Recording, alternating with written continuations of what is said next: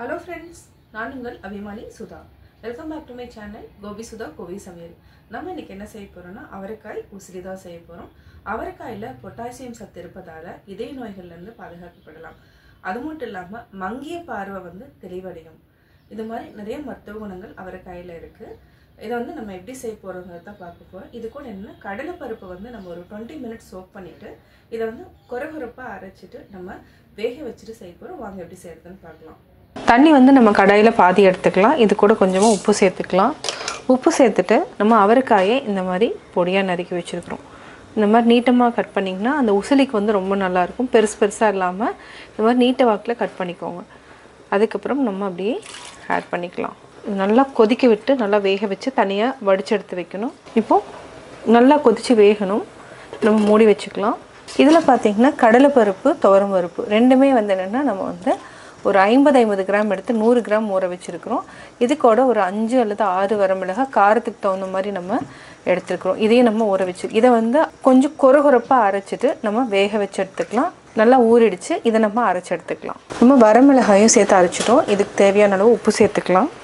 இதையும் நல்லா அப்படியே பிசைஞ்சுக்கோங்க. இதை நம்ம வேக வைக்கணும். ஒரு கடாயில தண்ணி ஊத்திட்டு நம்ம மேலே ஒரு தட்டு போட்டு மூடி வச்சிட்டிங்கன்னா நல்லா வெந்துடும். இது பார்த்தீங்கன்னா கொஞ்சம் 1-2 முழு பருப்பு இருந்தால் தான் நல்லாயிருக்கும். சாப்பிட்றப்ப நல்லாயிருக்கும். இந்த மாதிரி முழு பருப்பு இருக்கணும். இப்போ நம்ம ஒரு இட்லி தட்டில் போட்டு வேக வச்சுக்கலாம். நம்ம ஒரு இட்லி குக்கர் எடுத்துக்கலாம். நம்ம லைட்டாக எண்ணெய் தடவிக்கலாம். நம்ம தட்டில் அப்படியே உதுத்துட்ட மாதிரி அப்படியே போட்டுக்கோங்க. இது ஒரு 10 minutes கிட்ட நம்ம நல்லா வேக வச்சிங்கன்னா நல்லா உதுத்துட்டுக்கலாம். இப்போ மூடி வச்சுக்கலாம். நல்லா வெந்துருச்சு. நீங்கள் என்னென்னா நல்லா வெந்ததுக்கப்புறம் ஒரு 5 minutes மூடி வச்சுக்கலாம். இது என்னென்னா ஒரு 90% மட்டும் நல்லா வெந்திருக்கு. ஒரு 10% நம்ம அப்படியே விட்டுறணும். இதை தனியாக வடித்து நம்ம ஒரு பாத்திரத்தில் போட்டுக்கலாம். இப்போ நம்ம ஒரு வெண்கல பாத்திரம் வச்சுக்கலாம். பருப்பு பார்த்திங்கன்னா நல்லா வெந்துருச்சு. இது மாதிரி எடுக்கிறப்பவே நல்லா உதிரியாக வரும். நம்ம அதுக்கப்புறம் உதுத்து விட்டுக்கலாம். இப்போ நம்ம இதை ஆஃப் பண்ணிக்கலாம். இப்போ நம்ம இதை அப்படியே எடுத்துகிட்டு இந்த பிளேட்டில் போட்டுட்டு உதுத்து விட்டுக்கலாம். ஆறுனதுக்கப்புறம் நம்ம உதுத்து விட்டோன்னா நல்லா உதிரியாகிடும். அப்படியே பார்த்திங்கனாலே தெரியும். இப்போ நல்லா ப்ரெஸ் பண்ணிக்கலாம்.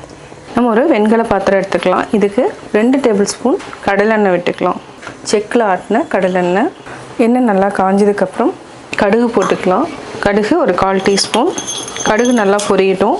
கடுகு பொரிய ஆரம்பிச்சிருச்சு. இந்த ஸ்டேஜில் நம்ம கடலைப்பருப்பு போட்டுக்கலாம். உளுத்தம்பருப்பு கொஞ்சமாக போட்டுக்கோங்க. கருவேப்பிலை 2 வரமிளகாய் போட்டுக்கலாம்.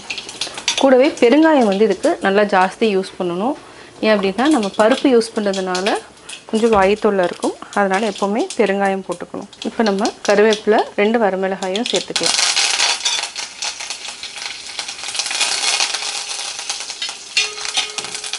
உதுத்து வச்சிருக்கிற கடலைப்பருப்பை ஆட் பண்ணிக்கலாம். கடலைப்பருப்பு, துவரம் பருப்பு. அவரைக்காய் ரொம்ப சத்தானது. அவரைக்காயில் நிறைய சத்துக்கள் இருக்குது. அதாவது என்னென்னா ஃபைபர் இருக்குது, நார் சத்து இருக்குது, விட்டமின்ஸ் இருக்குது. இதெல்லாம் என்னென்னா நம்ம வாரத்துக்கு ஒரு முறையாவது இந்த உசிலி மாதிரி செஞ்சு எடுத்துட்டிங்கன்னா ரொம்ப நல்லது. கடலைப்பருப்பு என்னென்னா நம்மளுடைய தசைகளுக்கு ரொம்ப நல்லது. கடலைப்பருப்பு ஒரு கூட்டாக செஞ்சு சாப்பிட்லாம். இல்லைனா உசிலி மாதிரி செஞ்சு சாப்பிட்டிங்கன்னா ரொம்ப நல்லது. அதே மாதிரி அவரைக்காயிலையும் எப்போவுமே க்ரீன்ஸ் எவ்வளோ சாப்பிட்றீங்களோ டயபெட்டிஸுக்கு ரொம்ப நல்லது. இது நல்லா அப்படியே ஒரு 2 minutes நல்லா பெரட்டி விட்டிங்கன்னா நல்லா இன்னுமே நல்லா உதுத்த மாதிரி ஆயிரும். இது நல்லா உடச்சி விட்டுக்கலாம். இப்போ நம்ம பெருங்காயம் கொஞ்சம் ஆட் பண்ணிக்கலாம். இப்போ ஒரு 1/4 டீஸ்பூன் அளவுக்கு நம்ம ஆட் பண்ணியிருக்கிறோம். இப்போ நம்ம ஆல்ரெடி வேக வச்சுருக்கிற அவரைக்காயும் சேர்த்துக்கலாம். நல்லா மிக்ஸ் பண்ணி விடுங்க. இது என்னென்னா நீங்கள் சாதத்து கூட சாப்பிட்டிங்கன்னா ரொம்ப நல்லாயிருக்கும்.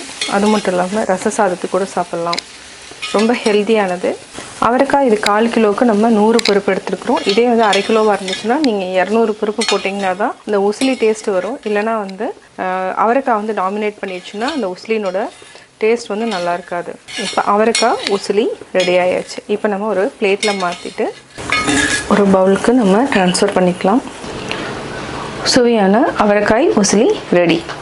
அவரைக்காய் உசிலி எப்படி செஞ்சீங்கிறது பார்த்தீங்க. நீங்களும் வீட்டில் ட்ரை பண்ணி பாருங்கள். இது என்ன வளரக்கூடிய குழந்தைகளுக்கு கொடுத்தீங்கன்னா ரொம்ப நல்லது. இது என்ன நம்ம ரச சாதத்துக்கு ஒரு சைட் டிஷ்ஷாகவும் வச்சு சாப்பிட்லாம். சாம்பாருக்கும் சைட் டிஷ்ஷாக வச்சு சாப்பிட்லாம். அவ்வளோ நல்லது. ட்ரை பண்ணி பார்த்துட்டு உங்களுடைய கமெண்ட்ஸ் எனக்கு சொல்லுங்கள். லைக் பண்ணுங்கள், ஷேர் பண்ணுங்கள், மறக்காமல் சப்ஸ்கிரைப் பண்ணுங்கள். பக்கத்தில் இருக்கிற பெல் ஐக்கானை கிளிக் பண்ணிங்கன்னா நாங்கள் அப்லோட் பண்ணுற வீடியோவை நீங்கள் உடனுக்குடன் தெரிந்து கொள்ளலாம்.